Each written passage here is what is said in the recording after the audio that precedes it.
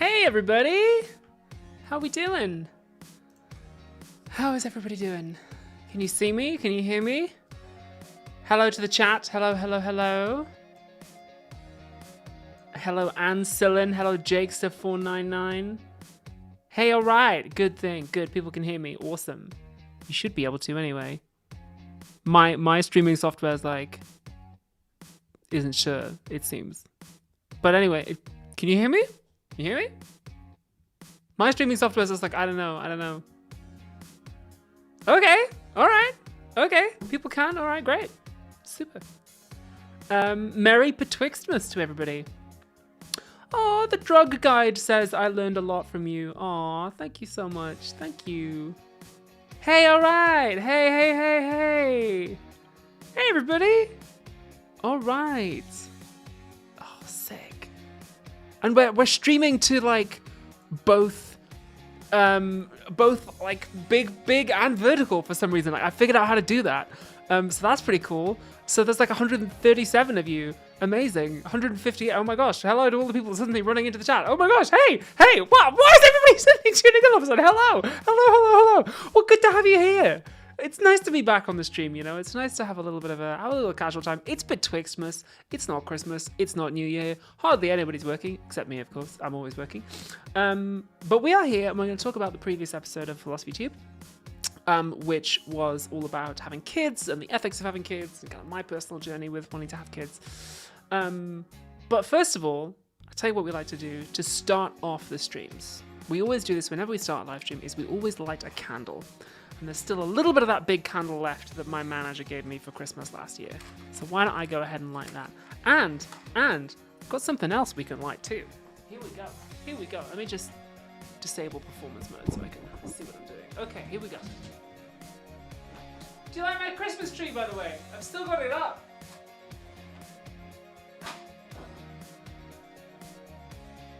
They don't collect Christmas trees in my neighborhood until January, so we've just got to have this thing here as it dies. Just got to have this thing in my apartment that's just dying every time I look at it. It's just like my last relationship. No, not really. Although, kind of. Anyway, I'll tell you what else we can do. Ooh, careful. I'll tell you what else we can do. We could light some incense. Would that help set the mood? Sort of a casual mood. You'll notice I haven't dressed up hugely for this stream. I guess I've kind of come as like Bella from Twilight. I just realized that, kind of like the flannel over the long sleeves. Kind of just like, I'm moving to Forks to live with my dad. Apparently all kinds of stuff's been going on in that time. Anyway, do we wanna light some incense? Yeah, let's light some incense. This honors Dionysus. Here we go. Here we go, baby.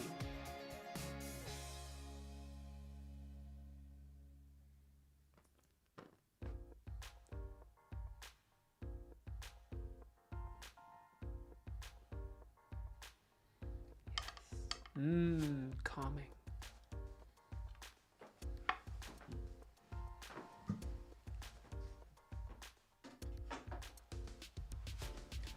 And that will gently...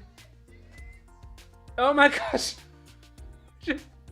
Somebody just donated $1.99, and I have this spoiled the surprise that I set up like alerts for when people super chatted, and that one was only supposed to go off when someone donates $69, and obviously I have set it up wrong because someone just donated $1.99 and it went off. So I'm gonna go into my widgets, my alert box, and I'm gonna see if I can see if I can fix that.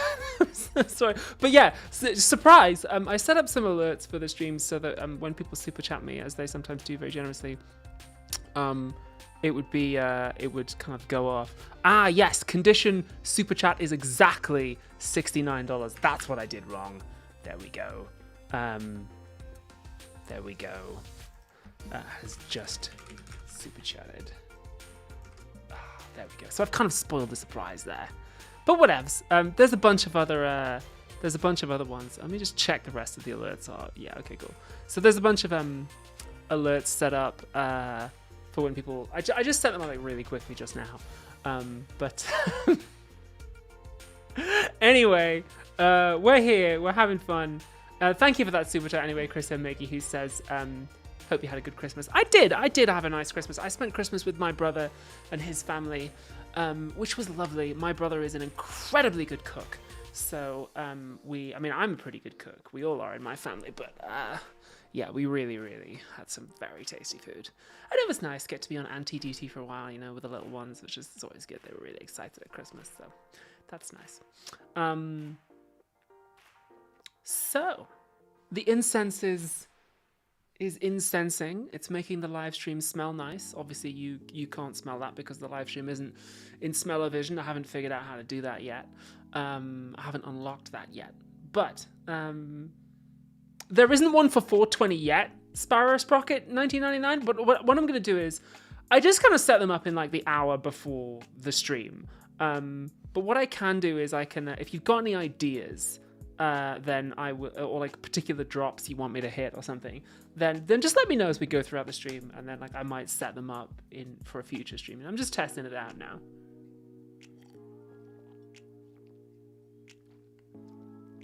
Hello. Oh man, you're right. I should have put it for $69.69, but no, it's $69. I can change it right now. Like, yeah, sure. What am I doing? Alert box. I can change it to $69.69. Boom, there we go. If anyone donates $69.69, then it will play the Bill and Ted 69 thing. Anyway, this isn't what we're here to talk about. We are here to talk about the previous episode of Philosophy Tube, which was called Having Kids versus Child Free, What's the Right Choice? I did a kind of ABC test of titles, and this is the one that won. And it was, you right click, interact. It was this one with the spectacular mermaid look. Check it, fertility goals. Check it out. This amazing, incredible, massive look that we did. So I'll tell you all about it, and how we made this episode, basically, and we'll go over some of the feedback and so on. So if you've been on one of these live streams before, then you will know that I always have 3 criteria that I judge my videos by, all right? The first criteria is it made from curiosity, not ambition? And then is it made out of compassion for myself and others? And is it my unique creative vision? So starting things off, is it made from curiosity, not ambition? Yeah, I think it is. This is a topic that if you've seen the previous live stream we did, or the previous episode of the show, this is a topic that I went into just wanting to do something about birth rates and reproductive ethics. And thank you so much to Chris O'Maggie who just donated $4.99. And then for some reason, Streamlabs, if it's under $5, Streamlabs just uses like the default. Okay, this is good. We're like correcting this on the fly here. So what I will also do is I will also just like turn that down a little bit. So if it's under $5 is the default. Okay, cool. Well, I will try and fix that. Anyway, you remember that I did that whole episode about birth rates, and then I realized there was more to say. I wanted to talk about the ethics of having kids, in particular in a kind of changing, unstable world. And I want to talk about some of my own feelings around this particular topic. And so I made this video as well. And for various reasons we'll talk about shortly, it ended up having a rather strange structure to it. So was it made from curiosity and ambition? Yes, I think it was. I was led by my curiosity on this particular venture. Is it my unique creative vision? Yes, I think it is. To have the big mermaid costume and then to have the second half just be like a review of an independent film that none of my audience have probably seen, I think is very me. You know, it's also a classic Philosophy Tube structure, which is like first half jokey, serious, second half bleak, personal darkness. And so we have kind of like, oh, education, and then the horrors. And so, you know, if you hang around longer in the episode, then you get the kind of the parasocial goodness that people really come for, right? So, classic philosophy tube structure. You'll notice I do that all the time. And lastly, is it made out of compassion for myself and others? Well, on this one, I think maybe not. I think it's definitely made out of compassion for others. So this particular criteria, compassion for myself and others, is partly about, well, did I say anything nasty about anyone? Did I target anyone? Did I hurt anyone by making this? So no. Part of it is like, okay, were the crew properly paid and properly treated, and what was it like on set? We all had a great time on set. The crew all did. It was well taken care of. I'm not sure this one was maximally compassionate to myself, because it's not easy to tell just by looking at it, but this is the most physically demanding episode we have done, I think, since season 2 of Philosophy Tube, when I was like handcuffed to that hospital bed like all day. That was really tough. Thank you so much for that €1 super chat. Thank you. And also Art Zistra247 donated for the first time. Thank you. So yeah, this is a very, very physically demanding episode, because you'll notice I have no back support, so my core is just engaged the entire time. And we were shooting this all day, and I was like leaning on that thing all day. I could not get out of the suit to pee, so I was like dehydrated and tired, and my hip flexors and my abs were absolutely on fire. And I'm so glad that I'm like in good physical shape at the moment from all the action stuff I've been doing for the rest of the year. Yes, that is my Blauhai. Yes, it is. You can see him there, just behind me. I'll go get him. This is Carl. This is Carl. Carl Sharks is the name of my Blauhai. Blauhai. There you go. I've only got one, unlike some streamers who have a whole pile of them in the corner, I'm told. But anyway, that's a joke for the real heads. So yeah, was this episode made out of compassion for myself maximally? Not so much. It was very physically demanding. I was in a lot of pain doing this. So much pain. And also, you'll remember from the second half that it was quite emotionally expensive, as we say in drama school. It's it was tough. We're talking about some real feelings of mine. I have a rule on Philosophy Tube. I never make art about feelings that I haven't fully processed. So in a sense, you know, this is something I'm kind of have already come to terms with, but it is about something personal and something, you know, about a kind of a sore spot for me. And so it was emotionally expensive to make. So was it maximally compassionate to myself? Perhaps not. Perhaps it could have been more so. But hey ho, you know. I still think the episode is good and is worth making. We appreciate the work. The muscle is visible, says Green Eye 3590. Well, thank you. I'm glad you like it. So in terms of how this episode was made, well, I mentioned I had that sort of stuff left over at the end of the previous episode. Not really left over, but as I was researching the previous episode, I realized that this one was gonna spill over. I needed to have two, like one about birthrights and one about the ethics of having kids.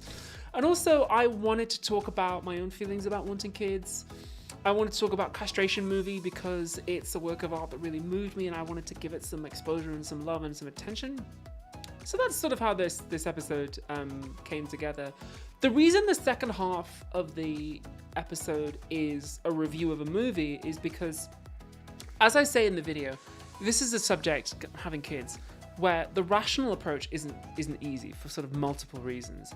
And so the rational philosophical bit of the video breaks down. It literally, I mean, the presenter persona has a breakdown partway through the video. That's what the kind of like the crying is, and so the kind of rational bit breaks down, and we're left with, okay, how do we how do we go on talking about this subject? And so I decided to look at my life as if it were a work of art, and to get into that mode of sort of aesthetic, not really aesthetic criticism, but to sort of tackle it emotionally, really, rather than rationally, by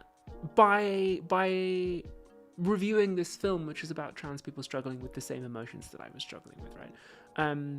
So that's why the second half of it is a movie review, and quietly, I think that's some good art. I'm giving myself a pat on the back for that. Gold star, Abigail. Good art. We're creating that kind of artistic parallel. Were you always a female? Says Sanjeev Misara 4723. Interesting question. I mean, was I always female and just didn't know it? Or did I become female? Interesting question. Probably depends what domain you're speaking in. I am now, though, and that's the important thing. So yeah. Queen Stodge says your acting was amazing in this. Oh, thank you so much. Debbie Brady says there's a deep sense of sadness and introspection throughout. Oh, thank you very much. Yeah, thank you. That's kind of you. I'm just gonna turn dark mode on here because I've noticed that my face is kind of blown out a lot. So let me just turn dark mode on for my notes. Bazoom. Nice. Sorted. Oh, there were some other things, which is the cameos in this video. So I knew right from the start that I thought, okay, it's a great gag if I'm like calling up random YouTubers and saying you got me pregnant. And so I knew I've wanted to have Strange Eon's cameo on the show for ages. And so I knew, and I asked Taya like months and months ago, like back in I think the end of summer, like would you record something to be in this? And she said yeah, sure. And she did an amazing job. She was great. And then I was like, okay, this gag is too good to waste. Like I've got to like keep calling YouTubers, right? And so Thomas Tomscar Ridgewell, I called him. I texted him and was just like, do you want to play my dad? Or want to play my quote unquote lover? And he was like, yeah, sure, no problem. I didn't tell him to do this stuff dressed as a sea captain, by the way. He just did this. He's just extra like that. He did a great job on that. And then I knew I wanted Vivian Wilson to cameo, and Morgana as well, and Brandon. When I told them about wanting to get them to do it, there was a misunderstanding, so they just recorded their lines as MP3s, which is why they appear at the end as like on a fake phone call rather than cutting to them in video. But that is the real them. That's really Vivian Wilson, Brandon Rogers, and Morgana Ignis all really cameoing at the end. And then it actually, I did not tell Morgana to tie it into the Nebula ad read. Morgana just did that because that's how much of a pro she is. She knew it was going to come at the end, so it was really nice of those three to agree. They also all recorded their lines separately, and I had to edit them together to make it seem like they were cross-talking. So yeah, that was really fun. Yeah. There was gonna be another one. There was gonna be another creator. Because as I take pains to make clear in the video, I've never had sex with any of these people, right? And so the whole gag was supposed to be like it's ridiculous, and A, I can't get pregnant, and B, none of these people could possibly be the father, right? And like not least because we haven't had sex, right? But there was gonna be another creator who cameoed in it, who at the time I was researching the episode, I was actually dating that person. And so the final, it was going to be right at the end. Oh my gosh, thank you so much, Christopher Moniz 8940. Thank you so much. Pleasure to catch you live. Your work has taught me so much and helped me connect with my bisexual and non-binary child. Oh my gosh, that's amazing. Oh, I'm really happy for you. That's awesome. Thank you so much. Heck yeah. That's so lovely. That's great. Anyway, as I was saying, there there was gonna be another creator who was gonna appear right at the end, and there was gonna be like, can't be this person, can't be this. It must be, and it was somebody who I was really dating. Not that we would have disclosed that in the video, but the whole joke, there was gonna be this like big build up as that I could go to this person's where this person is, and there was gonna be this moment when like the door opens and it's me, and I give this like really dramatic monologue about like, you know, I'm pregnant, you haven't done anything wrong, and like I just and you weren't gonna see who it was, and then it was just gonna cut to that person, and I can't tell you who that person is without giving away who they are, but it would have been extremely funny to cut to that person, and then the gag was they were just gonna go, not again, and that was it. So that was what it was. That was what the original ending was gonna be. But then we broke up, and so they weren't gonna be there anymore. I was like, okay, maybe let's just leave it. And so that's why the ending. That's why it was really fortuitous that Morgana then just like made it into the Nebula ad read. Thank you so much to Chris O'Moregi says, random, do you like Metroid? I love Metroid. I have never played the Metroid games, but you know, maybe I should. Maybe I should do that. Because I'm looking at the big clock on the wall, and it's only so long. It can only be so long before Nintendo makes a Metroid movie, right? And when they make a Metroid movie, they're gonna need a very tall actor who can play Samus. And we're gonna need someone who's like very tall, but who's also like muscular and can do action scenes. And there's just not that many actors in the world. I mean, I just cannot think who could possibly do that if they were ever casting Samus. So I don't know. Fingers crossed they cast it soon, because that'll be fun. I'd love to do that. But yeah.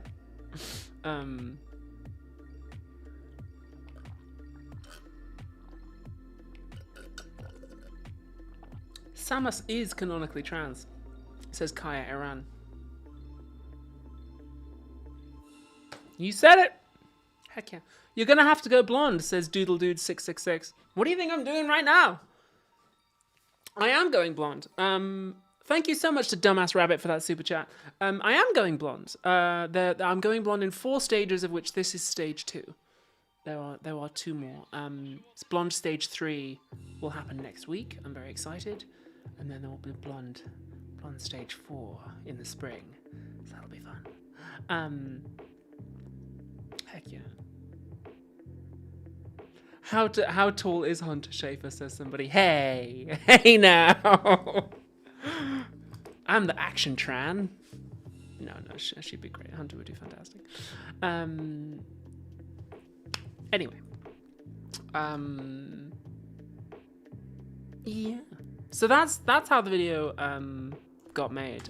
So funnily enough, shortly after this video came out, Louise Ward, who makes Castration Movie, was in London, and I got to hang out with her. So that was really cool. This Louise Ward, who like makes the movie that I was talking about, she was in London doing a screening of Castration Movie 2. Oh, thank you so much to Jennifer Houghton and Adderall Lynn, who says who donated £10 through Super Chat. I'm not sure why. Because £10. Yay! Someone donated $10 and set off one of the alerts. So it has to be currency specific. Interesting. Adderall Lynn says, great, now I'll have to randomly choose to pretend if your vague comments about roles under NDA are for Metroid or Manhunt.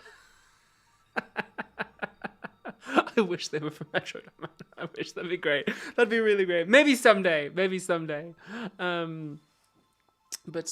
no. That's fun. So yeah, I got to hang out with Louise Ward and her lovely partner and a couple of other people at the screening of Castration Movie 2 in London, which was so much fun. I had a really great time with that, and Louise is like really great. I am in fact going to Vancouver in January for just a few nights, just really quick, to chat about, you know, all kinds of stuff. I might meet Louise again and a couple of other people. Just a quick little sojourn over to Canada in the Great White North, and then I'm going to come back and I'm going to be pretty much straight into rehearsals for Blink, the play that I'm going to be in London, which you should all come and see. Yes. So that's cool. Anyway. Let's talk a little bit about the aesthetic of the video, like where the whole mermaid idea came from. That reminds me. Let me just there's a reference image I wanted to pull up. Not defined by what I like. So I had a very specific reference image for the aesthetic, the whole mermaid thing. So let me just, I'm trying to find it in a format that I can download and show to you. Okay, so I'm gonna have to go here, and then I'm gonna have to go download Instagram photo. Sorry for doing this. Very not good to do, but I do need to do it to make a point, and I'm trying to give you more eyeballs on your art, so you'll have to excuse me. Okay, lovingly ripping this from this person's Instagram. Okay, download. This is live PDF rotation that you are seeing right now. Okay, so now I'm going to go into Streamlabs, and I'm going to go comments and fan art. No, I don't want to see these. I don't want to see these. I don't want to see any of these. We're not seeing these yet. We're not seeing any of these yet. Stop it. Okay, we'll start it there. Image slideshow. Let me just, okay, boom. And then what I'm going to do is I'm going to do some stuff to add this to here. Add files. Ba-bum, bum, bum, ba-bum, bum, ba-ba-ba-ba-ba. Nearly there. Where do I... What the fuck? Where did it go? There it is. There it is. Nearly there. Ba-boom. Dunzo. Aha! There it is. Boom! I am the greatest streamer in the world! Okay, great. Here is... So, originally, the aesthetic for this video was going to be something like Mary, Virgin Mary meets Eve, Adam and Eve. And then I was browsing Tumblr, tumblr.com, tumblr.gov/com, and I saw this photo. Now, this is an art piece called Not Defined by What I Lack, by a Russian artist called Ellen Sheidlin, Sheidlin. And I saw this photo. The piece is called Not Defined by What I Lack. And I was so moved by it. Thank you so much to Epic Mima 1743 for that super chat. I was so moved by this picture and by the title of it. The idea of using mermaidness as a metaphor for transness was just like boom into my brain. And so I texted Brian, the philosophy tube stylist, and I said, we got to do this. It's got to be a mermaid. That's just, it has to be. And so that was where the idea for the mermaid thing came from. And so Brian mainly, hunted in a lot of places for a good mermaid costume. He hunted high and low, and it's difficult to do. It's difficult to find good mermaid stuff. So in the end, we had to get an Italian guy called Alexander Barati to custom make one. I loved your mermaid tail, said Queen Stodge. The makeup was stunning and the gills are phenomenal. Thank you very much. I'll talk more about the makeup shortly. But anyway, we had this Italian guy, Alexander Barati, custom make this mermaid tail, which I still have because can't get rid of it. Where's the zip? Here it is. So we had this, and it even threw in the kind of wrist gloves things. This is all made of latex, and he custom made this massive mermaid suit with real flippers in the tail. Like you can swim in this thing. That's what he makes them for. He makes them for, you know, professional mermaids, professional swimmers and divers, you know, underwater dancers and so on. And so he sent this incredible mermaid suit in custom colors and everything. And the first time Brian and I tried it on in the fitting, it split. Because I think Alexander Barati usually makes these things for women who are not as jacked as me. And so I put it on and it split up my lats. As soon as I moved my back, it just and so Brian, because it's meant to be all one thing, right? And so Brian and I, we panicked briefly, and then we decided what we would do is we would. You see there just above the subtitles, like it's supposed to be all one thing, but it just ripped. And so we decided that we would deliberately cut it. And then the incense is making me cough. We decided we would deliberately cut it and then attach the front pieces with this pearl earring. And so we created this kind of, it became this very midriff bearing moment that I think is actually quite a bit sexier and quite a bit nicer. And I really, it ended up really working. It was kind of a moment of serendipity. So that was really nice. And so at the same time, I also needed an underwater set. So I had this set design team called Grade A Productions build me an underwater set. And I told them, you don't need to go nuts on it. It's just, it's just a backdrop. I don't need it to be literally underwater. And they really sort of went the extra mile on it. They made this beautiful set with the giant seashell and the kind of the treasure chest and everything. And it was all made to measure, and the plants and so on in the backdrop. And I put the blow high and the octopus on. And so it was they just went above and beyond. They did this phenomenal job building the set. And so I think aesthetically, the video is incredibly strong. And then when we got onto the set, we were doing all these tricks. The camera crew shone a torch at a disco ball and spun the disco ball. So as you watch the video, it looks like there's sort of lights from shoals of fish dancing across my face. The lighting is kind of amazing in this. Kind of underwater lights. They put sort of a light in the treasure chest and a blue light, a pink light behind me in the shell, so it looks, kind of divine. And then I found a bunch of underwater effects in Final Cut as I was editing. So if you go back and watch the video, you'll notice that the plants in the background are swaying in the current. So it looks like we're underwater. So we had so much fun. We had so much fun on this, just designing the aesthetic. It was really, really beautiful. So yeah. Was the tail comfortable to wear? Says Nisbet Bryce. Not really. I think it's hard to say because I was in a stress position basically the entire time, and so I would say not really. It was pretty cold. I will say that it doesn't hold the heat in very well. It probably would if I was underwater because it would function like a wetsuit.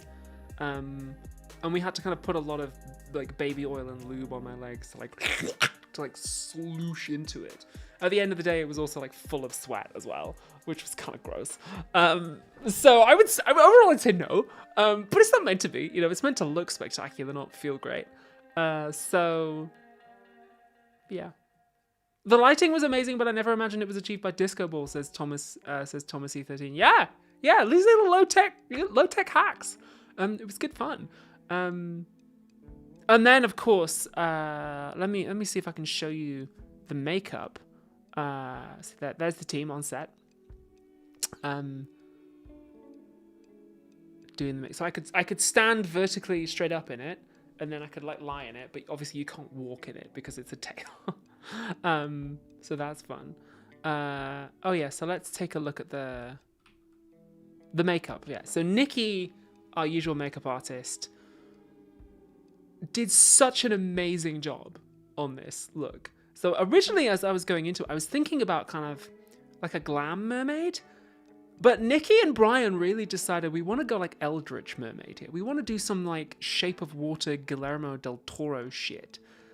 And she just went nuts in the best possible way. So you can see she made the pattern of scales on my forehead really, really subtly. I don't even know how she did that. Obviously, the pearls are like a big showstopper.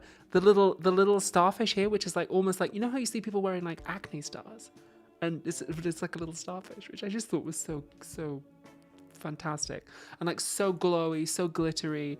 The eyelashes were done first with white and then with green, so that her eyelashes are made of sea foam, is the idea.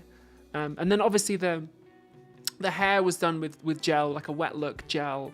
Again, like instead of having like glam, like sexy model shoot mermaid, it was much more like it's like body horror. Suspense is Dead says yes, it kind of is, because this is a video about like bodies and what bodies can do and the ways in which, you know, bodies can be weird or can let you down sometimes and not do what you want them to do. And so we went for a look that, it, you know, is kind of a little monstrous almost, which I, you know, as soon as I saw it in the mirror, I was like, Nikki, this is amazing. This is perfect. Thank you so much. Thank you, Joseph Tuffer, who says, hello, Abigail, you look so beautiful. Thank you. And then the other thing Nikki did, she didn't tell me she was going to do this. She just busted these out. Because the other thing I said to them was, the mermaid look was one entire day's shooting. But it's only half the video's runtime. So I was like, we've got time in the bag to go big on the look. I wanted to let Brian and Nikki like really go for it. So I said to them, you know, let's really take the time. So I think the makeup on this took like 3 hours. It's really major, like movie level production. So Nikki just busted out these latex gills, and she's like, oh, I used to do, did I tell you, babes, I used to do like horror special effects makeup. I do like latex all the time, and I've never had the chance to do it on Philosophy Tube. So she busted out these prosthetic gills and just put them on my neck, and they're amazing. She did such a good job with them. Then you can see her applying them, and like, it was unbelievable. She just decided, yeah, I'm gonna give you prosthetic gills on your neck, and she did such a good job. So like the aesthetic on this video was just incredibly powerful. And the whole crew, like everyone just loved doing the mermaid as well, and with the lighting and stuff. Like, yeah, the whole crew just really brought their A game to this one, and we had a lot of fun. So that was great. This video was a lot of fun to make, and everyone did an amazing job. So now let's talk about the numbers. How did this video do numbers-wise? Sadly, numbers aren't everything, and you know, it meets my 3 criteria roughly, so I'm happy with it. Sadly, this video is the worst performing episode of Philosophy Tube this year, which is a real shame after all the effort that we put into it. It's a real pity. Like, the people who saw it really liked it, and I got a lot of messages from people who said that this episode in particular meant a lot to them. But I guess something about it just didn't connect with people. Maybe people didn't like the topic. Maybe they didn't feel grabbed by the title and the thumbnail. I got a couple of messages from people who said, I really want to watch this, but I'm afraid because I'm either pregnant or I already have kids or I really want kids, and I don't want to think about this. I don't want to think about the horrors, and the video is like pretty obviously about the horrors. So for whatever reason, it's just it hasn't done well. It's not one that people want to watch. Sarah Sprocket 1999 says it was so impactful. Thank you. Yeah, I mean, your opinion is very much kind of shared by a lot of the people who saw it. They were like, I really love this one, but you know, for whatever reason, it just didn't cut through to a majority audience, which is a shame. Especially given that it's kind of a big show-stopping one with a lot of cameos from other creators and so on. So, was the watch time graph noticeably different? Asks chat. No, actually, the retention on this one was slightly better than usual. People watched it for longer than usual. Did you try alternate titles? Said Mighty Zero. Yeah. ABC tested 3 of them. It didn't really make much difference. Are you counting Nebula views as well? No, YouTube doesn't count those. YouTube may also not count ad blocker views anymore, so it's possible that that's having an impact. Yeah, so CC's Life says, I didn't want to watch it at first because I didn't want to fall into an existential crisis. Yeah. But hey ho, you know, maybe it's something to do with YouTube not counting certain views from ad blockers. There's some confounding factors as well. There's like general trends in the creator economy are down. General trends for long video essays that aren't about existing popular media are down. PhilosophyTube is a niche product in a market that just like isn't really geared to that. And also my social media manager, who usually cuts a lot of the promos and posts them on Instagram and TikTok, she had to be away and like basically couldn't do any work on this one. Instagram and TikTok don't get me a huge percentage of the views, but like that's some traffic at least. It wouldn't have made all the difference in the world. So yeah. Does VPN usage affect the stats? Asks chat. I don't know. I'm not sure. What's your take on ad blockers on YouTube? Says Mighty Zero. So PhilosophyTube doesn't make a whole lot of money from ads. That's why I'm dependent on Patreon and on Nebula. It doesn't make a whole lot of money from ads, but the money that I do get from the ads does help. It does go into the show's budget. As an educational channel, it's not nearly enough to pay for the show. Like I think the money I get from ads is like less than 1/10 of the budget. Ad blockers does affect things like views, because if you use certain ad blockers, I believe the view count doesn't see you, and view count does affect the spread of the videos and like how the algorithm puts it. So I guess, but at the same time, I could never tell you like you got to turn ads off from my, because I find ads annoying. I deliberately don't turn mid-roll ads on in my mainline episodes. If I could turn them off on these live streams, I would. Believe me, I can't. But I literally can't. YouTube won't let me turn them off for streams. But I deliberately, you will have noticed, never put mid-roll ads in my videos because I find them annoying. They interrupt the art. So I would never tell you got to watch ads to watch my videos because watching ads sucks, right? So I guess my ask would be, if you watch my videos with an ad blocker, could you sign up to my Patreon? Could you do that? Could you $3 a month, $2 a month, $5 a month? Something? Is that a fair trade? I don't know. I feel like that's like an okay ask. So yeah, I guess if you're watching my stuff with ad blockers, cool, I get it, no problem. Could you maybe kick me a couple of bucks on the Patreon? And that's that would be cool. But you don't have to, of course. Not just bikes. Hey, good to have you in the chat, Jason. How's it going? I've heard from a lot of creators that views are down lately. Mine are down too. Thank you. I appreciate you saying that. Yeah, it's been a weird year for the creator economy, hasn't it? Weird back half of the year too. Jason, I don't think 2026 is going to be any better. I don't know about you, mate, but I've been having some conversations with Dave about the kind of big trends in the creator space. Not for Nebula so much, but you probably will have had the same conversations with Dave about like what's coming down the pipe in 2026. And if not, shoot me a text. But yeah, it's I think the creator economy has had a rough year, and I reckon 2026 isn't going to be any better. So yeah. I bought a lifetime Nebula subscription because of you. We cool? Yeah, we cool. We cool whatever. Nikki Bugs is in the chat. Oh my gosh. Everybody, Nikki is in the chat. Nikki is the makeup artist who does all of this. Nikki is the PhilosophyTube makeup artist who we've just been talking about. Oh my gosh, everybody say hi to Nikki in chat. Like, that's amazing. The new favorite, says Nikki. I'm so glad you like it, Nikki. I'm so glad. You really outdid yourself on this one. You did a phenomenal job on this one, as always. But, like, really smashed this one out of the park. Like, really, really flexed. Yeah, beautiful. Good to have you here, Nikki. Oh, yay. No. Hey, Nikki, your work was amazing, says chat. Heck yeah.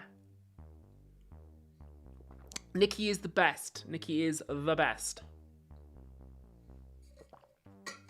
This is what I always say. Whenever Nikki and I do a gig, whenever we do like a red carpet or we do like a camera, or we do something that isn't PhilosophyTube. It's like, whenever Nikki and I do a project together where I'm not the boss, or where I'm not the exec producer, and where someone else is in charge, usually they'll be like, oh yeah, can we give you like 30 minutes for makeup? And I'm like, no, no. No. I'm like, Nikki needs 2 hours and an entire room, like a whole room, because she's the best in the world, but you cannot rush art. It needs time and space. So yeah, I'm always, whenever we do another project together, I remember when we did University Challenge, and they were like, oh yeah, we can give you 20 minutes with our makeup like intern, and I was like, no. No, that's not gonna cut it. Because like on so many other projects, like exec producers are men, and they don't understand that it takes a longer amount of time to get a kind of female person camera ready. Like it's just the bar is just higher. People just expect it to be higher. And so, oh my god, I loved what we did on University Challenge. That was so much fun. That was a great time.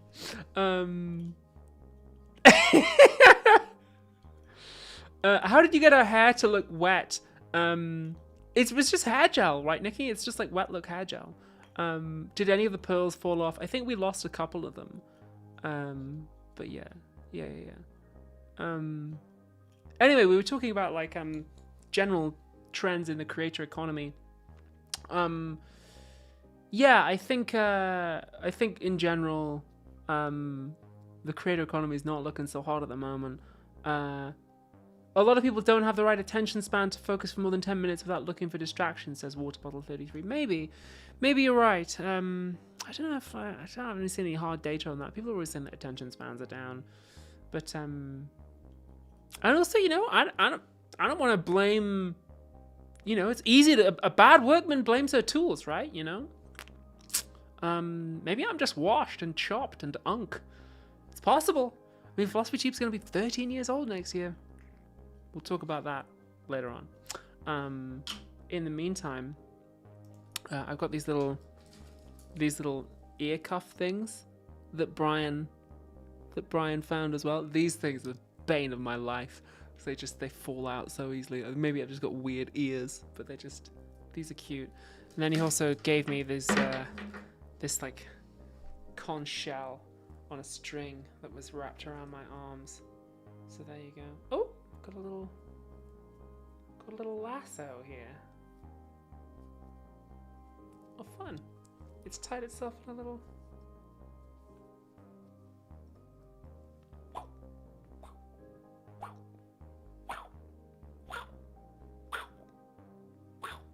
Ha-ha!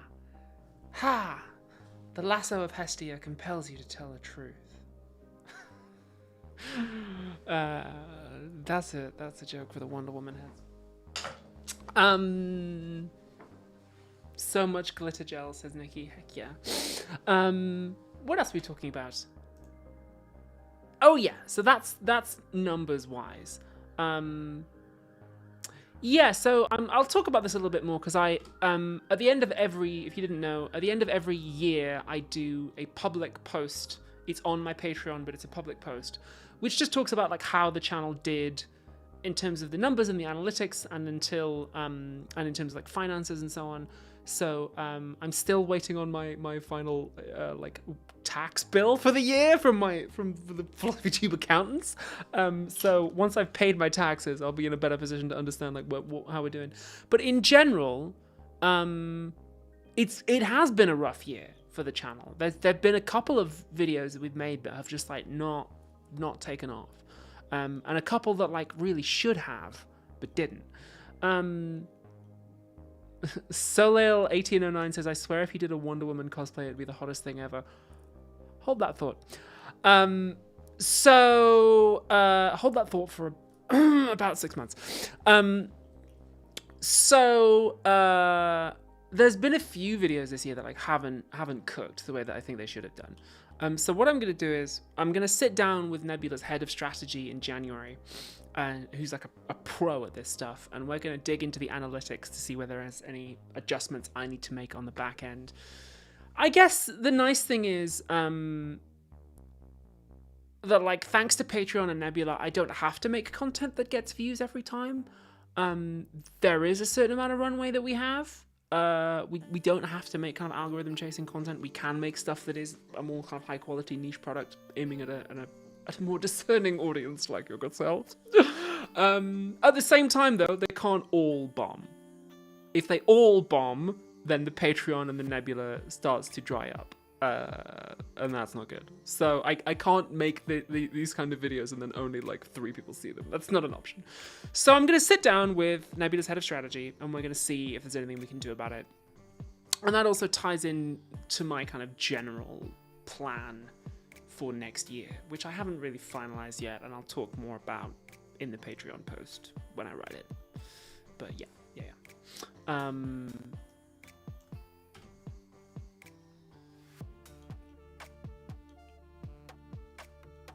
There's been a lot of socio-political changes for the bad, and I've seen content dramatically getting polarizing and aggressive. What do you see as the best way to tackle this? Yeah, that is a tough one. Philosophy Tube, this is going to maybe sound a little bit pretentious. Philosophy Tube is not just a show, it is a way of approaching knowledge, and I try very hard to make it compassionate and kind. I try never to single anyone out. I'm really struggling with that for the next video because I do need to talk about some people who are currently doing harm, and that does make it difficult. But I try to be, well, like, only love can save the world, right? So I'm aware that isn't the... not everyone does. Not everyone plays by those rules, right? Not everyone has the kind of, like, the Philosophy Tube Bushido, which I respect. There are some people who don't and shouldn't, and there are some people who probably do deserve to get dunked on. But I know the star that I follow, that I set up in my heart when it comes to making this show, is that this is a show that is not just about learning, it's about the attitude we take towards learning. And so the first draft of this next episode that I'm working on is quite venomous and is quite fiery and does go in on some people. And as much as I think they deserve it, I am going to, in the second draft, take that stuff out and try and be as compassionate as I can, because that is the Philosophy Tube way. Yeah.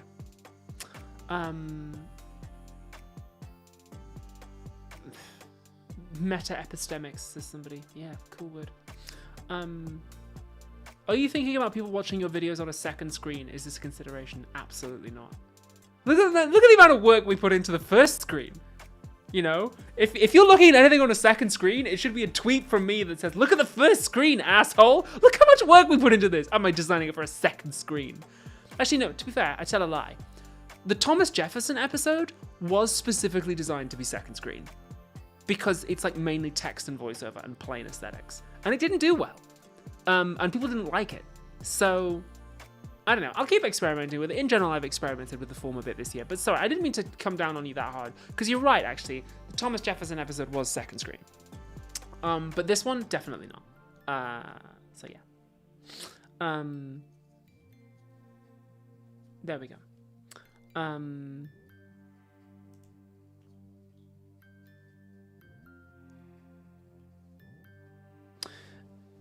Hugh Caldwell in chat asks, given YouTube users' views to funnel recommendations, is it possible increased Nebula views causes an outside dip in YouTube ones? Yes, that's probably true, but like ideally, if I was a good YouTuber, I'd be reaching new audiences with each YouTube post, and like growing the YouTube channel. And it is growing, but just like very slowly. So like you do kind of need to... I can't just rely on that, right? Because the other thing is, if I'm not reaching new YouTube audiences, I'm not recommending Nebula to new people, which means my Nebula conversions go down, which means the Nebula sponsorships dry up, right? So, yeah. Dragonfly says, oh yeah, I think I'm on a second screen, that one. Boom. Yeah, that's what I designed it to do. Did we just lose the feed? Did we just lose the feed? Are we still live? Are we still live? Did we just lose the feed? No, we're back. We're back. Cool. Heck yeah. Somebody says, I wish we could go back to the kind of narrative style we used on Data. Yeah, that was cool. It can't do that every time, though, because that's basically just writing a short film every time, which is really hard to do. But yeah. Shorts, says Ronup T Billions. No, they're trousers, actually. Yeah, YouTube Shorts. Yeah, I'm gonna have to try and write some more of those. It's tough, like, because I feel like my videos are the TLDR. My videos are the short version of the research I've done. So I grate a little bit of the suggestion that I should condense them down into something that's 3 minutes long. But maybe I should just try for fun and be like, hey, if you want to see the full length version, go watch the video. Maybe. Write us more films, Abby. Gosh. Hold that thought. I'm working on it. I did write a film this year. I wrote a feature film this year. It is currently with producers who... yeah, I can say this. Fuck it. I wrote a feature film. I sent it to a bunch of producers.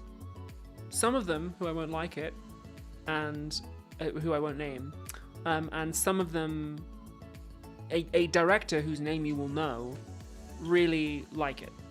They love the feature that I wrote, and they're like, we want to produce this, and maybe this director wants to direct this, which would be nuts if it happens. As always in acting, everyone's like, yeah, we love it, you're gonna be great, you're gonna be huge. Never hear from them again, right? But, you know, my manager is talking to them. My people are talking to their people. Maybe. I wrote a feature film. It is beyond what Nebula has the budget to make, because we need about $10 to $15 million to make it, which is beyond what Nebula has right now. So, but if we get this director attached to direct, pretty sure we can get that amount of money. So that's cool. Suspense is Dead says, please be a Wonder Woman movie. They do not let randos write Wonder. Sorry, no. They don't let any randomer just write a superhero movie with like an existing IP. So it's original story, original characters, do not steal. It's my OCs, my blobbers. I created the characters for this. They don't let just anyone. You can't just like rock up to Warner Brothers and be like, "Can I have a swing at writing anything?" They're like, no. The way that thing works is like it's so I would. Well, they might already have a Wonder Woman draft script, because they'll bring Wonder Woman to DC at some point. What is it? Supergirl comes out. Is it next year? So I wouldn't be surprised if there wasn't already a Wonder Woman script kicking around, or at least a draft of one. Because they'll have a plan. They'll be like, you know, planning things 2-3 years ahead. So yeah, I bet they've already got a Wonder Woman script in mind. If they've already got a script in mind, there'll probably already be talent attached, or at the very least there'll be like there'll already be a list. So yeah, that's just from working in the business, I would guess. Although, you know, these big mergers that are happening in Hollywood right now probably will delay a lot of stuff and like kick a lot of stuff up in the air. Warner Brothers may have an idea of what they want to do with DC, but if they get bought by Netflix or indeed by Paramount, whichever one they get bought by, the new bosses may be like, no, we want to do something else. So who knows? Who knows anything? But anyway, I have written a feature, and it is with producers, and would love to make that movie. That would be cool. Would love to do that. We'll see. I'm writing for stage again, though. I'm writing a play, slowly. I'm writing draft 3 of a play. So yeah. And then obviously there's the big action role that I shot this year, which is going to come out next year. So that's pretty cool. Desert Island Disc says, how do you know how much money you need to make a film? That's a great question. So there are producers who specialize in reading films, and my manager's also a producer. And there are producers who will specialize in reading a script and be like, okay, I estimate we'd need about this much money to make it. And so the producers I sent it to came back and were like, they gave me a number between 10 and 15. We're like, we reckon we could do it for this much money. And then there's also things like, you know, if you write a movie and it's like, you always include your comparables, is what we call it, right? Just like, okay, name 2 movies that your movie is like. So you'd be like, okay, my movie is like, this is examples, this is not what I've written. You might say, my movie is Lord of the Rings meets Troy meets Thor, right? It's like these 3 movies and mash them together, right? And so you look at the budgets for, okay, how much did Lord of the Rings cost to make? It'd be like, okay, these like Troy cost like 110 million or something in modern money. So like, okay, we need about that much money to make a big epic period drama, right? And so what I did with my movie was like, okay, my movie is like this and this. And then I looked up the budgets for those and I was like, okay, the budgets for those is like about this much money. I've written the script in such a way that like, I wrote the script with like first feature in mind. So your first feature film, even if the script is great, they're not going to give you $150 million to make it. I'm sorry, this is not going to happen. So I deliberately wrote it to be like cheap end of like good looking. So I deliberately wrote it in such a way as I was aiming for a certain budget number, in terms of like where it's set and what the set pieces in it are. I was like, okay, I'm pretty sure we could do it for this amount of money, especially if we film it where I want to film it, to take advantage of the tax situation in that place, right? And so that's how I arrived at my estimate. And then the producers who I sent it to were like, yeah, we reckon we can do it for that much money. They actually came in underneath what I thought, but yeah. Kelnius TV says Abigail would be a great Wonder Woman, but DC fans would send death threats for making Wonder Woman trans. I love that you think I don't get death threats for being trans right now. That's great. That's great. I've seen it all, babes. I've been in, I got a lot of shit when I was in Star Wars. A lot of shit when I was in Star Wars. Like, for weeks and weeks and weeks. I get shit for like, I get death threats and shit for like, stuff I'm not even in. So I did an interview recently with a video game website in which I made this like offhanded joke about Samus being trans. And I think it's like, oh, like Nintendo call me. You know, like I did earlier on the stream.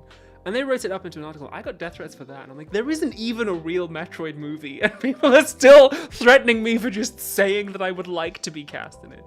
And like, same with House of the Dragon too. I got shit over that. So like, I've seen it all, right? I'm not bothered about that stuff. I've been a YouTuber for 13 years. And I'll say this, right? I've gotten shit from, and I will say it's a tiny minority of the fan bases too. Like, vast majority of Star Wars fans, lovely. Vast majority of House of the Dragon fans, absolutely lovely. Like 99.9%, beautiful, perfect.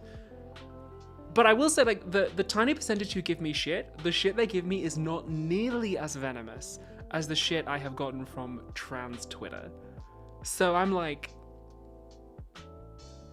I'm not fussed. It's fine. I'm gonna get shit whatever I do. So whatevs. Remember, like, I will say, like, the nastiest time I have ever had on the internet. And don't ask me to explain this. I will not tell the story. But if you know, you know. The nastiest time I've ever had on the internet was the opulence incident with, if you know, you know.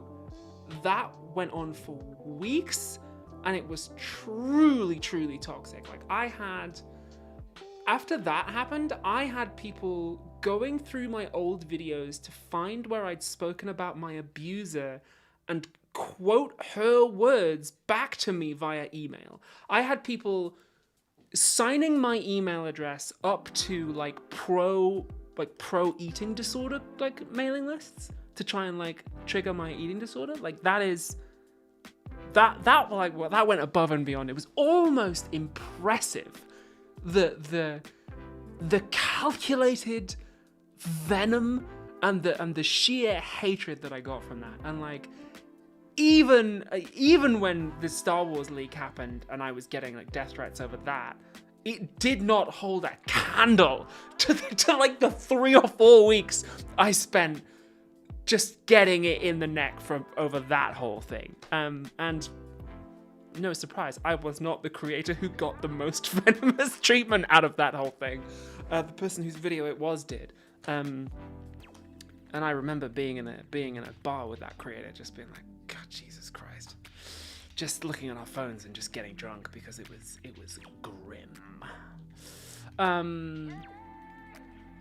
So yeah, I've seen it all, babes. And if someone, if someone at Warner Brothers said to me like, oh well, we'd love to cast you in it, but like we're worried about this, I'd be like, don't even worry, man. I've seen it all before. I've been around the block, so it was a long time ago. It's all good.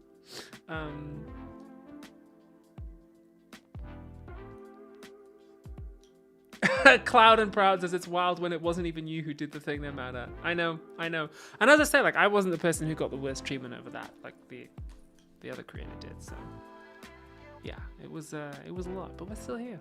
So I'm still here, at least. I don't know if that other creator is. What caused the outrage? I'm not familiar with the incident. I'm not going to explain it. But yeah, God, I remember being in. Where were we? Was it Whitstable? I think it might have been in Whitstable. I think we were on holiday when that happened. I just remember being in a bar in Whitstable at like 2 in the afternoon with that creator, just being like, God, this is grim. just getting smashed at 2 o'clock in the afternoon. God, that was a lifetime ago. Several lifetimes ago. Wild. Speaking of people in the chat saying I was there, Gandalf, I was there 3,000 years ago. Yeah. Anyway, I tell you what. Love your hair today. It looks so fresh, says Ship Screw Unscrewer. Thank you. I just washed it yesterday, so it's quite kind of like voluminous and a little dry. But yeah, I washed it after Christmas. I had a bunch of hairspray and gunk in it from Christmas celebrations. Some people in the chat were there when that happened. Oh. Good times. We're back in Philosophy Tube Season 2. Wild. The opulence incident and the forbidden live stream. Wild. So yeah. I don't stress about that kind of thing when casting announcements roll around. And I'm good at not looking at it as well, so whatever. Doesn't stop me stepping on set and doing my job,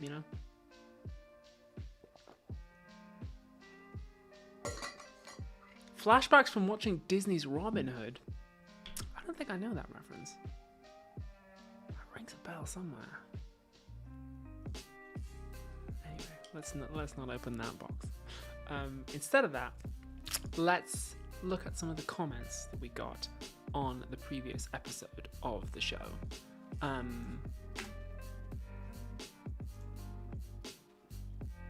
I recall the forbidden streams. I think there's only one. There was only one truly forbidden stream. But anyway, let's look at some of the comments that we got on the previous episode. This one from Matthew Sidewater 2986 said that they don't want to have kids because having kids generates a moral obligation to care for them, and they don't want to take that moral obligation on. And I found that to be a really interesting perspective. It's one that I didn't consider on the video, but like, I think most people would agree with the idea that if you create a child, you do have some kind of prima facie duty to care for it. A duty that can be discharged by like giving them up for adoption, obviously. It's not like ironclad, but I guess the moral burden, as well as the financial burden, is an interesting thing to consider. The avatars were from Disney's Robin Hood. That's right. They were.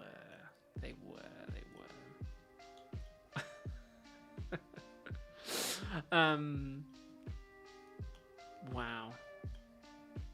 I haven't thought about any of that stuff. I haven't thought about that. Anyway, I haven't thought about all that in years. Wow. Crazy. Yeah, this comment, I thought it was cool. It was an interesting perspective. Like, it's something I didn't talk about on the video, kind of the moral burden that is generated by having kids. And similarly, talking of things that I missed out, Justin Rivera 1618 says, I'm surprised you didn't include people who regret having children. Yeah, that's like a whole perspective I just completely missed out. I think you're quite right to bring it up too. I could have dived into that. It would have been funny. There would have been a lot of great gags I could make about like the regret rate, because having kids is permanent. It's a permanent change, permanent biological change. So I don't think you should be allowed to do that. I don't think anyone should be allowed to do it. What if you regret it? There's all kinds of good gags I could have made. So yeah, good point. Good perspective. Thanks for adding it in. Not something that people often talk about publicly, I suppose, right? Captain of the Never Die said they really enjoyed the Stranger Yon's cameo, and Katho Ibal said they really enjoyed the Tom Scar cameo. That's really cool. I'm glad you did. Heck yeah. What do we got next? What did we get? Whoa! Didn't mean to do that. Sorry. Whoa! Where's my notes? My notepad gone. Oh yeah, the practice with Elizabeth said that they are a black woman in the United States, and they worry a lot about keeping potential children safe. Not even keeping them safe, but just like raising them without internalized hate and internalized racism. And yeah, like I'm really grateful that this person left this comment. I deliberately kept my focus in this video quite tight on trans stuff. I thought about like branching out and stuff, but then I thought I don't want to speak over other women's experiences and other minorities. On this occasion, I do want to have focus, but I left the possibility open for people to go, yeah, I kind of feel that way too.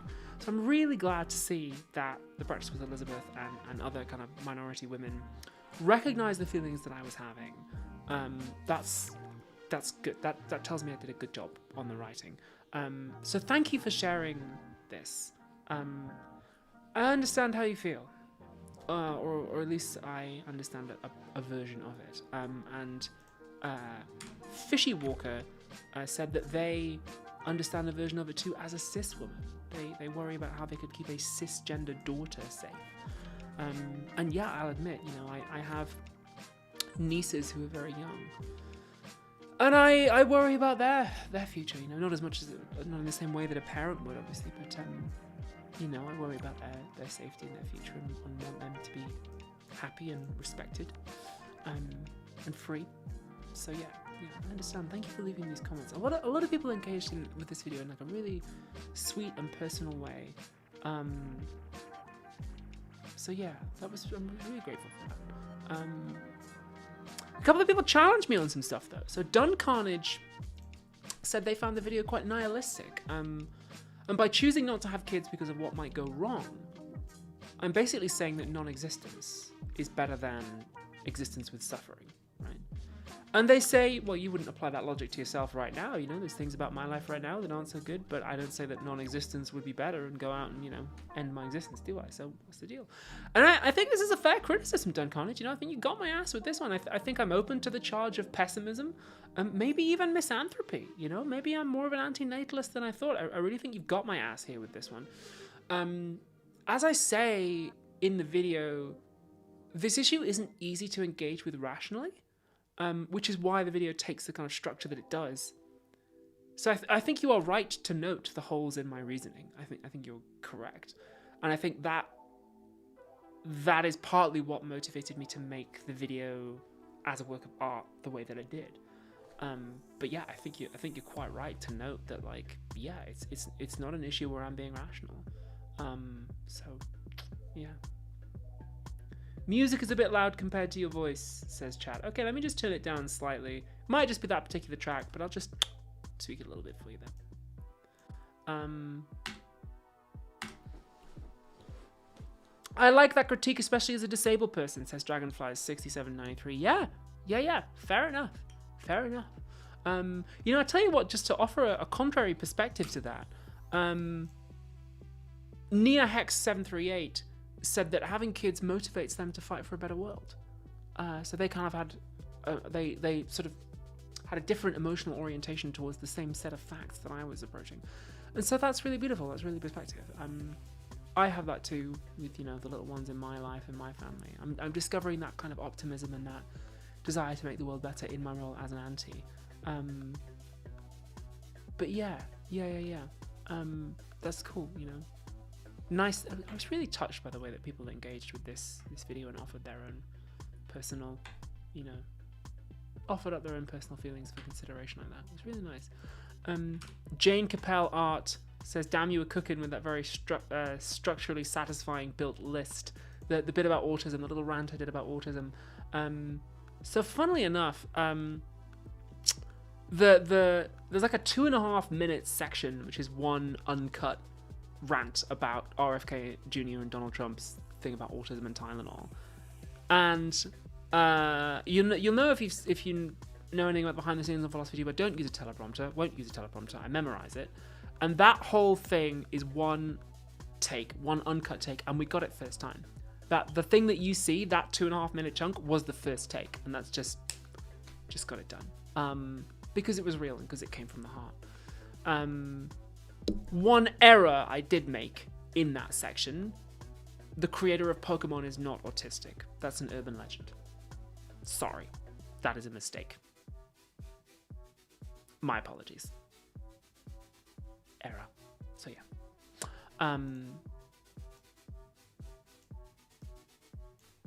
Oh, and I got this very lovely comment from Irikaman 5413, who is an older man, a trans man, who also doesn't have kids and has had to sort of come to terms with that. And reminded me that transition comes with trade-offs. And yeah, this is something that I'm learning and that I'm being reminded of. There are no cost-free transitions, as someone once said to me. I forget who said that to me now. It is a game of trade-offs, but that doesn't mean we can't get to a place of peace and contentment, you know, even if it means missing out on things like having children. So I was really grateful for this comment from just an older trans person just chiming in, being like, yeah, I get it. And like, you're on the right path, girl. So that meant a lot to me. Thank you, Irichaman 5413. It was really sweet.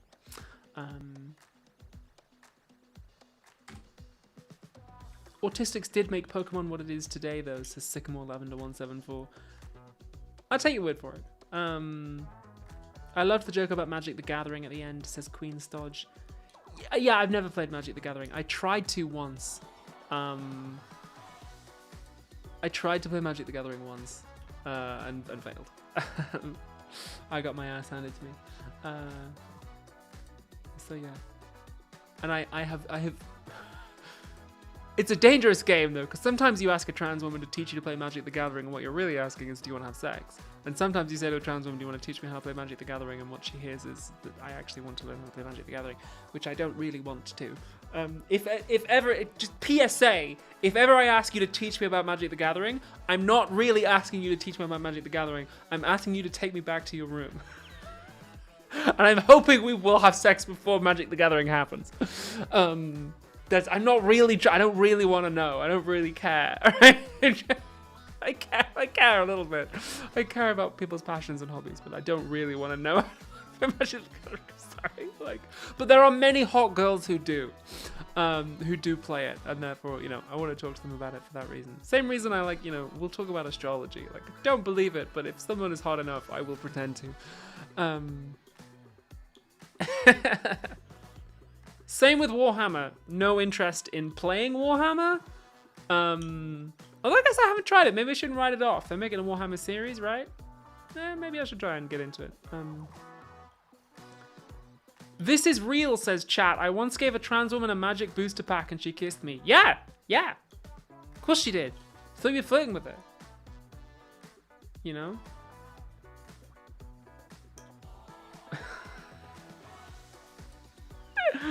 Every day I get down on my knees and thank God she didn't make me a Magic the Gathering player. Hell yeah. And then final comment, Tors Gundo 637 said that I already have lots of children. It's all the people I'm inspired to come out, which is really nice.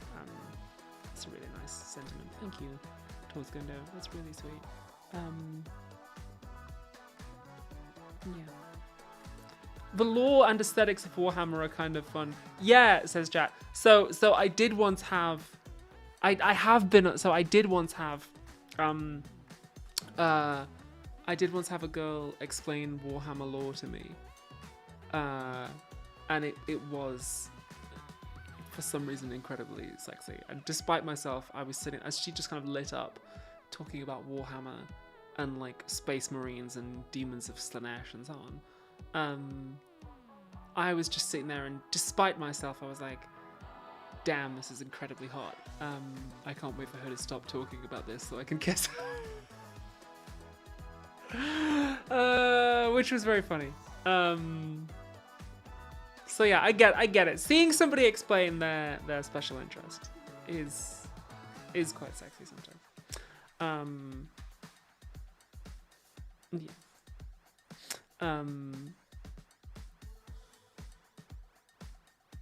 So, oh, and last but not least, we have some, brace yourselves for this, some incredible fan art.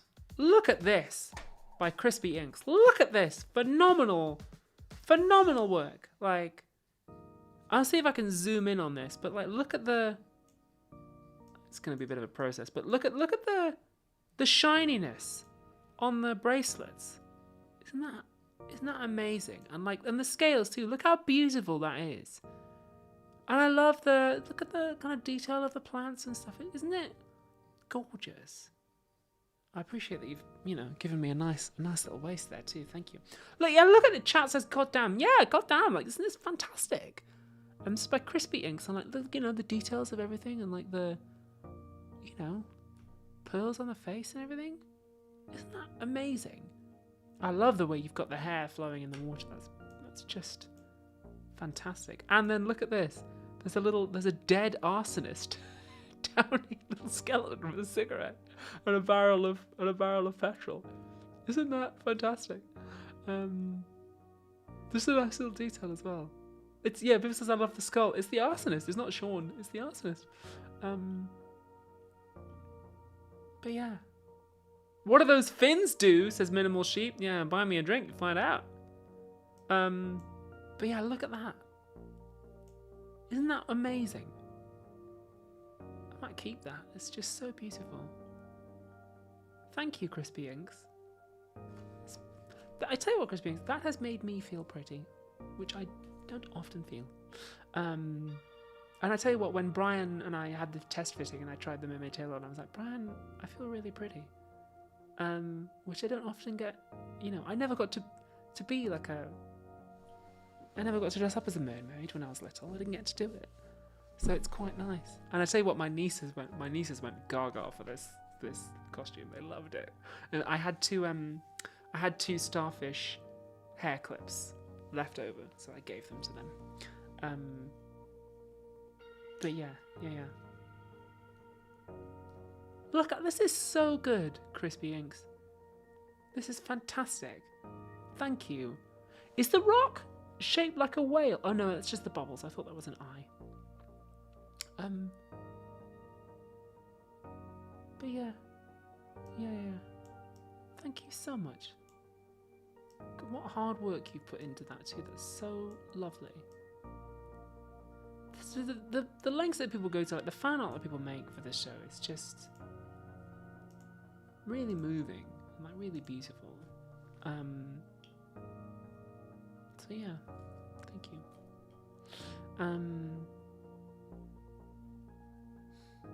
I tell you what, I didn't expect this, but like,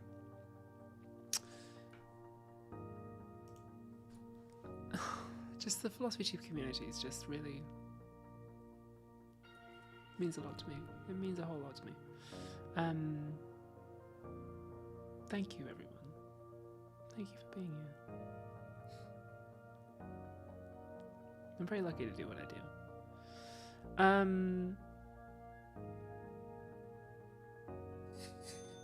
Hey, thank you for that super chat. Someone hit the $5 cha-ching. So we got a few more minutes. Why don't we talk about what I'm reading at the moment, and then what's coming up on the show, like what's going to be happening next, or what I'm going to be doing next. Give me 1 sec and I will go and get the books I'm reading at the moment.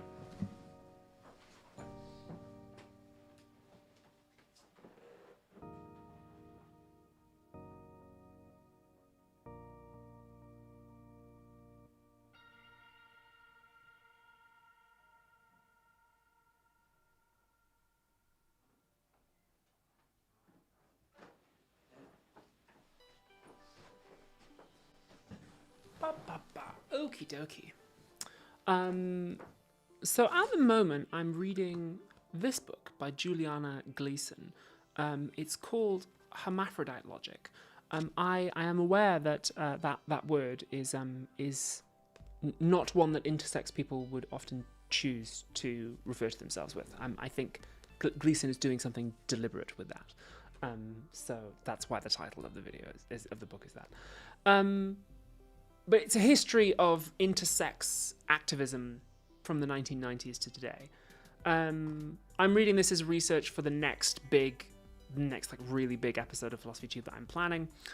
It's really, really good. I'm really enjoying it and getting a lot out of it, and noticing a lot of the ways in which the intersex liberation movement, a lot of parallels to the trans liberation movement in the UK.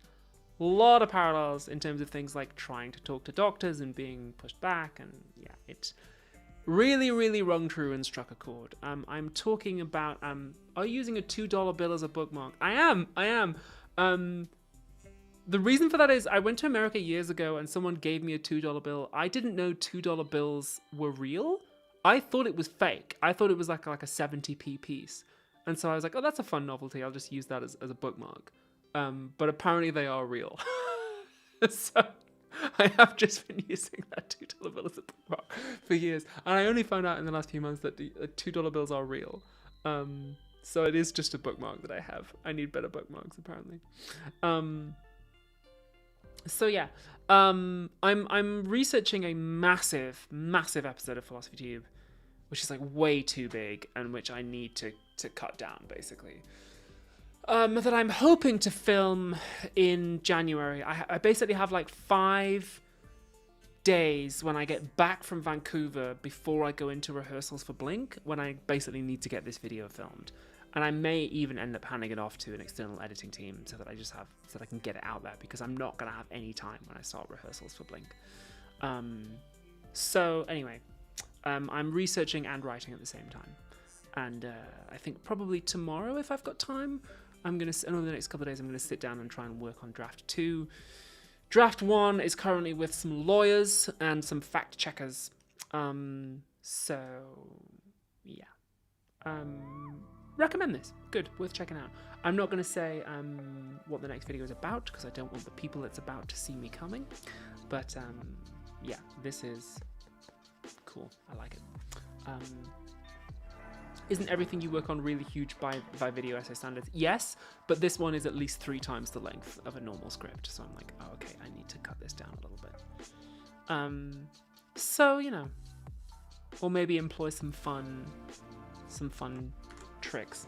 The other thing I've been reading is, just arrived a couple days ago, Absolute Wonder Woman issue 15.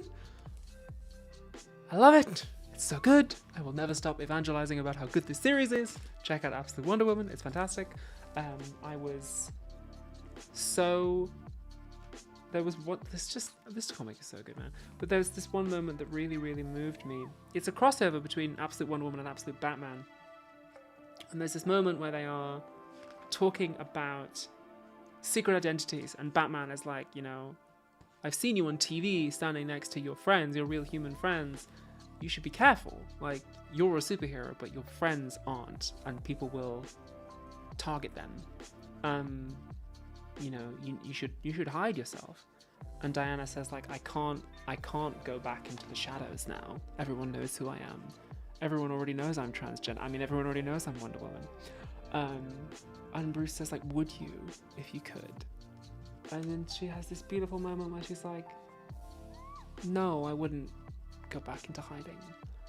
Love is transformative, and I don't know how to show the world that without living it. And I was like, oh,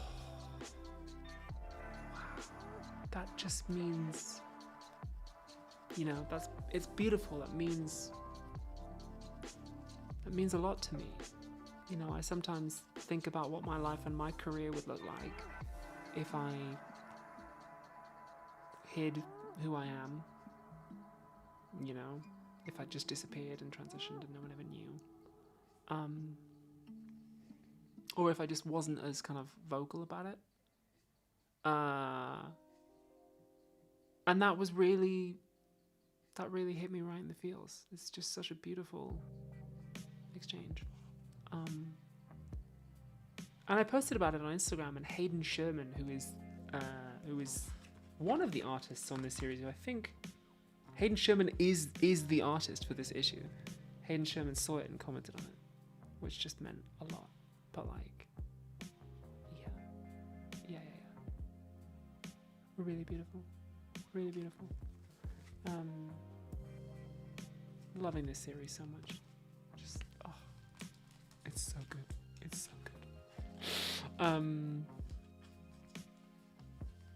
Chat says, have you made a video on the process of making one of your video essays? Yeah, it's on Nebula.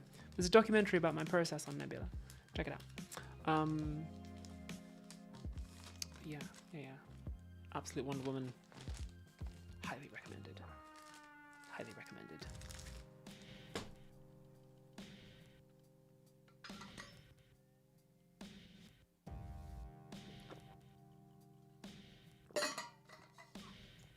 So let's talk about what's coming up next. Next time on Philosophy Tube. So in early January, I have to go to Vancouver for a few days for acting reasons. When I get back, I have about 5 days to film the biggest episode of Philosophy Tube we've ever done. That is a tall order. I am working flat out as hard as I can to make it happen. I hope that we can get it done. Fingers crossed. We can get it filmed and in the can. And then at least if we can get it filmed, I can hand it off to editors. I'll have to hire some editors, maybe Nebula, maybe even my brother, and just get it edited. Thank you, Luca Tony 6916 for that super chat. Is it true that high-profile people have their loved ones targeted, or is that just something in superhero fiction? That is unfortunately true. There's a reason that I never identify any of my family members publicly. Yeah, there's a reason I never identify my family members and never identify the people I date publicly, because, yeah, I know creators who have had people turn up at their houses or at their parents' houses or their family members' houses. So, yeah, that's real. Anyway, I'm working on this massive video. I really hope that we manage to get it filmed in time, because at the end of January, I enter rehearsals for Blink, the play that I'm going to be doing next year in London, which you should all come see. Tickets on sale now. There's going to be a fair bit of prep to do for Blink. There's like publicity shoots and publicity interviews and so on to do for it. So that's going to be a lot. If I hadn't done this trip to Vancouver, it wouldn't be as tight. But the Vancouver trip is going to be cool. I think it's going to be important. I'm going to meet some very cool filmmakers. Maybe even... someone's trying to set me up on a date with someone in Vancouver, which is fun. But anyway. Yeah. So I'm going to try and get this episode filmed. That's the... fingers crossed. Thank you, Chai Aran, for the super chat. It says, thank you for criticizing Smolansky in the new video. There's a worrying heteronatalist trend in Jewish spaces that can lead to queerphobia. Yeah, I heard a little bit about that on... It wasn't on that podcast. It wasn't on Ill Conceived. It was on a different podcast. It was in Jasbir Puar's book, The Right to Name. Has a really The Right to Maim, has a really interesting section on Israeli pronatalism. Check that out. The Right to Maim. Any tips for coping with the loneliness that comes from not fitting heterosexual normativity? Have you tried polyamory? I hear it's great. I don't know many poly people who are lonely. I'm not currently seeing anyone, so I am.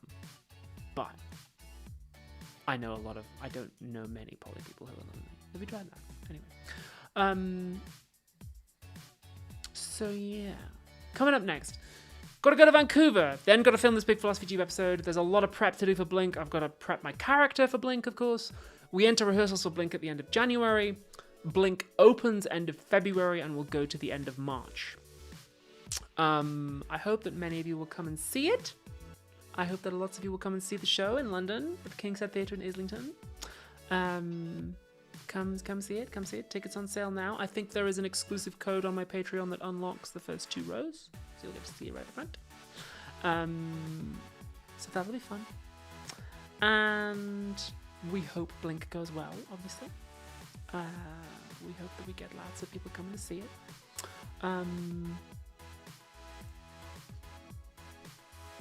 After Blink,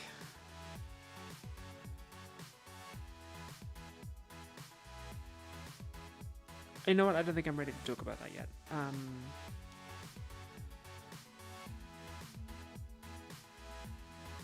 Yeah, I don't think I'm ready to talk about that yet. After Blink is done, pretty much immediately after it's done, actually, there's something that I need to go and do, which may take some time. So yeah, I might talk about this a bit more in the Patreon post at the end of the year, but I may take a little bit of time off next year, just a few months, because there's something I need to go do in another country, which will just take time. So I'm working on this really big video and hoping that we can get it done out in certainly by the time Blink is over, I hope. Because if we don't film it before I go into rehearsals for Blink, then it's basically going to have to wait until I've done the thing I need to go do, which would be the second half of 2026 by the time I get back. So we will see. We will see. But yeah, working on this massive thing, which I hope will tide you over. Yeah. So there's next year is going to be pretty wild. Because then also the big action project drops in June, which I still don't think I'm allowed to say what it is yet. So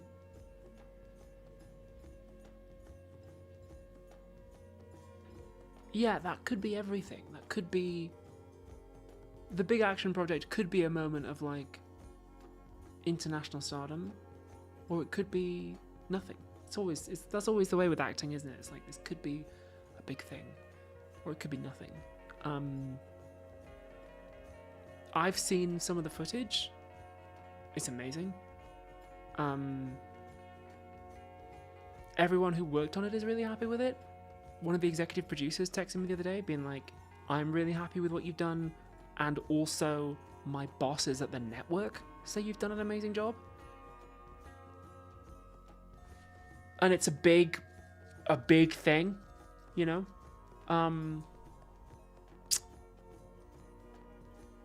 You know?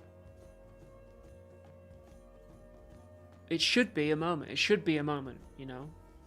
But you never know with acting. You never know with the acting industry. Audiences might not care. Industry might not care. You never know. It's not Wonder Woman. I wish it was, but we're not there yet. Maybe. But you know, it is. I said this, you know, publicly already. It's gonna be the first trans femme action star in the world. As far as I know. I don't think there's been any. Nicole Maines, as Dreamer, has done some action stuff.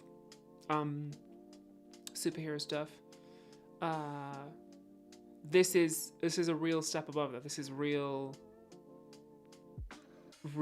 action. So Yeah. It could be a big moment. It could be a big moment.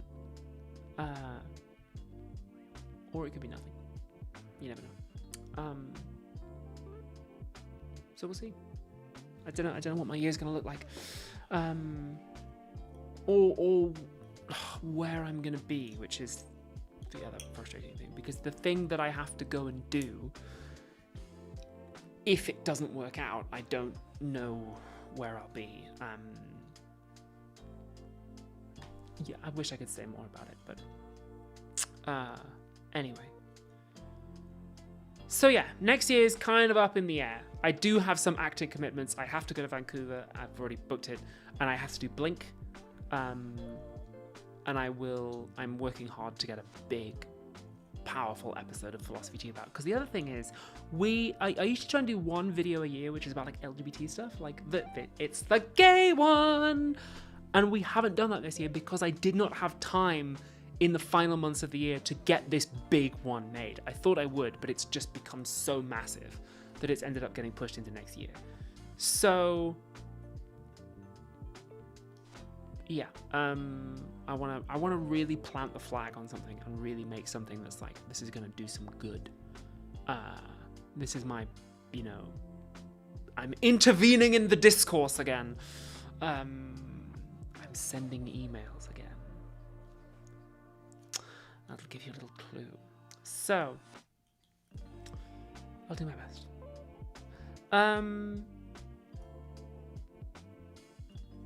Manifesting Abigail in a sequel to The People's Joker as the People's Wonder Woman. Oh, that'd be a lot of fun. I'd love to do that. One of the people who I'm hoping to hang out with in Vancouver is Vera. We've been chatting a lot, and she's wonderful. Can't say what it is we've been chatting about, but we've been doing a lot, so that's cool. Yeah. So yeah, fun times. It's 2026. It's gonna be a crazy year. Look at everything that's happened in the last few years. I mean, I need the People's Wonder Woman in my life. That'd be a lot of fun. That would be a lot of fun. I know what Vera is working on next, and it is incredible. It is unbelievably good. Yeah. So yeah. Anyway, yeah, look at everything that's happened in the last few years. I mean, God, I have not thought about the opulence incident or kind of any of the people involved in that for a long, long time now. That's really kind of, yeah, taking a stroll down memory lane here. I've not thought about sitting in that pub and getting drunk with that person in years. Wonder how they're doing. Wonder how everyone's doing. I hope everyone involved in that is happy and doing well. Obi-Wan Kenobi. Now, that's a name I've not heard in a long time. Long time. I cannot wait for more Vera. Someone in chat says, is that a new comic? Oh, what is the People's Wonder Woman? Is that a new comic? No. This is a joke fictional sequel that chat has just invented to the People's Joker. Don't worry. Yeah, the People's Wonder Woman does not exist. The People's Joker does exist and is an amazing film, and you should go and watch it. It was made by a fantastic filmmaker and a good woman and a good friend. His name is Vera Drew. You should go and watch it because it is hilarious and brilliant. Anyway, why don't we take another 5 minutes and hang out? If anyone has any last questions, get them in now, and we'll talk to chat and hang out for 5 minutes, and then I will head off. I might have a nice shower before bed, a nice hot shower before bed, and just get myself nice and relaxed. That'd be nice. I have not seen The People's Joker, says Distron. You should see The People's Joker. It's incredible. And you should see Castration Movie.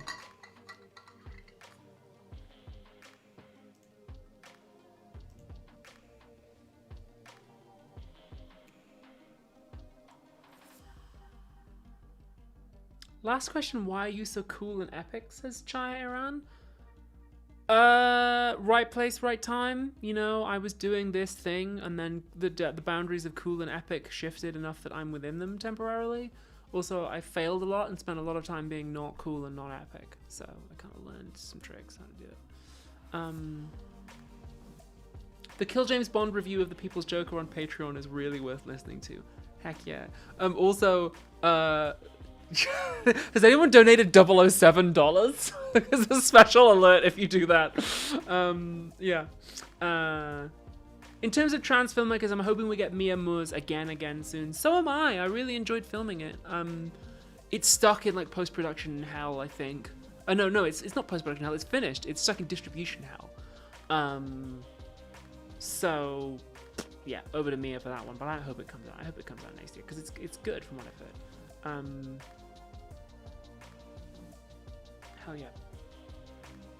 Not much of a question, but thank you for helping me crack my egg. I'm on estrogen now. Hell yeah. What genre is your script? Not gonna tell you. Not gonna tell you.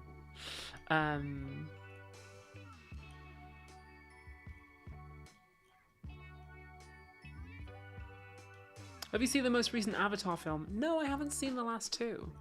I probably should, right? I'd like to do a movie with James Cameron. Why not? It'd be a good challenge, right?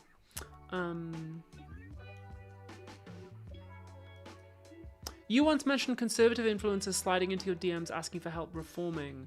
Have you noticed that increasing or decreasing? So that never happened to me. No one's ever asked me about that. But a right-wing content creator reached out to another creator I know years and years ago, asking for her help getting out of the game. But no one, as far as I know, no one's ever reached out to me. Yeah.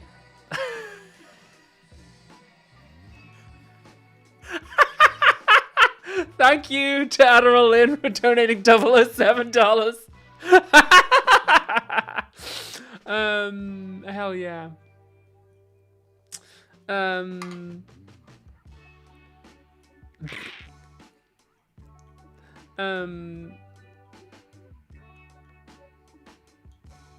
There's more than 2 Avatar movies, says Bluish 4. Yeah, there's 3 now, right? There's 3. There's Avatar, and then there's Avatar the swimmy one, and then there's Avatar the fire one. Yeah.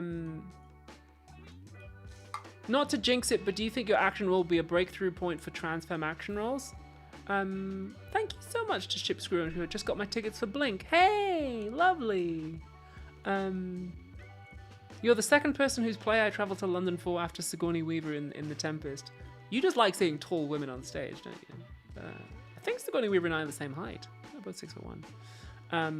Do you think your action will be a breakthrough for trans femme action roles? Maybe, but like the character's not trans, so I don't know. Maybe. I think there's so many confounding factors with that, though. So I think it'll just be a cool moment for trans people to be like, oh shit, and then there'll be a bunch of people who be like, isn't that that YouTuber? And I'll just be like covered in blood and like, you know, on fire and shit. And they'll be like, damn, she taught me philosophy. Now she's like, she just killed that guy. That'll be fun. Yeah.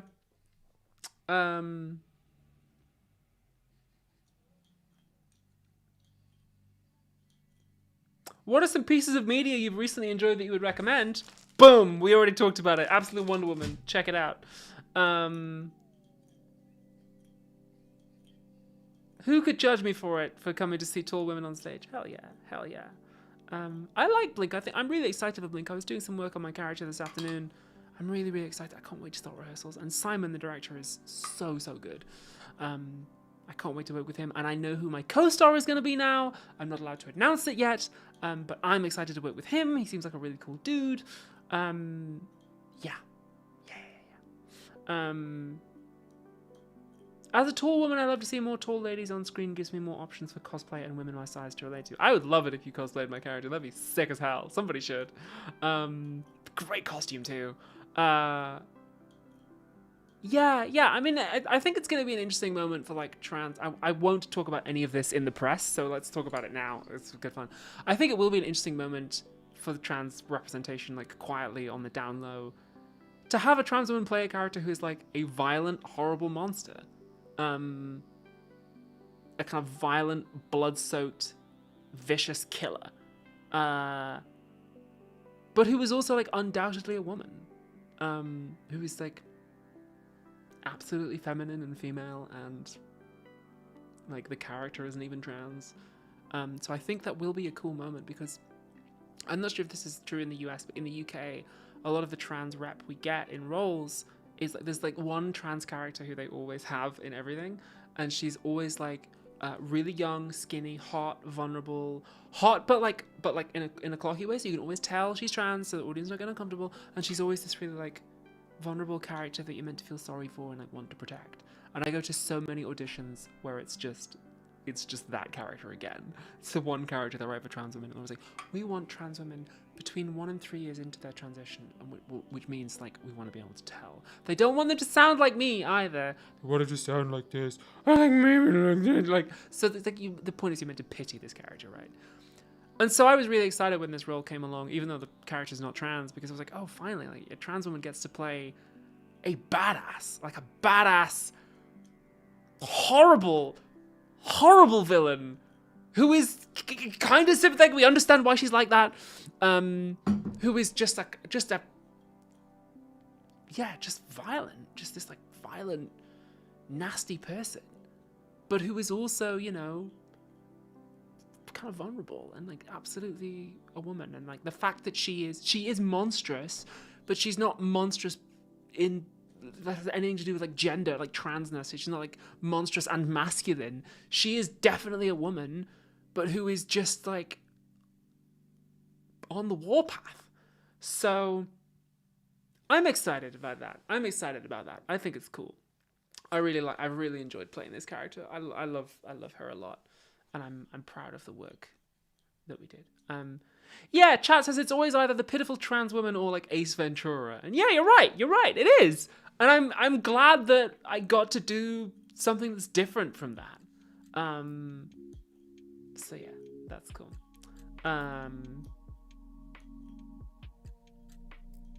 Heck yeah. She broke my egg and that predator's neck. Oh man, I'd love to be in a Predator movie. That'd be great. I'd love to do that. That'd be sick. That'd be so cool. I've not seen Predator Badlands. Is it good? Should I check it out? Good representation of an evil character. Yeah. Yeah. Why evil? Nobody's really evil, are they? She's just having a very bad day. And in some ways a great day. She's having a really great day. And then not so much. But yeah. It's fun. And I'm also glad that I just, you know, got the chance to get in shape for it and work with such an amazing team, especially the stunt team and the team who've taught me to fight. I mean, I will talk about this kind of stuff in the press tour and any press that I do about it, but like the team that I worked with on this big action role were just phenomenal, and everyone is lovely. And I told them, like, this is what I want to do. I want to do action stuff, and they're like, right, okay, we'll train you up and we'll push you, and they did. So it'd be great. Do you prefer playing villains or heroes? Says Queen Stodge. I don't know. Nobody really thinks of themselves as being a villain or a hero, do they? I like playing interesting people.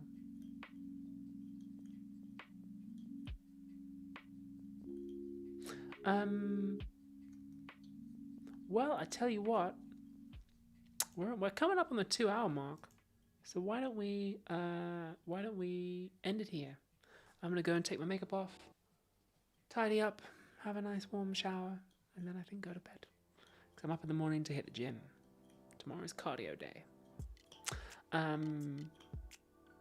Take it easy, everybody. Thank you so much for coming out and watching the live stream. Have a happy new year. Best of luck to you all. Hope all your New Year's wishes come true. And thank you so much for joining me on the live stream tonight.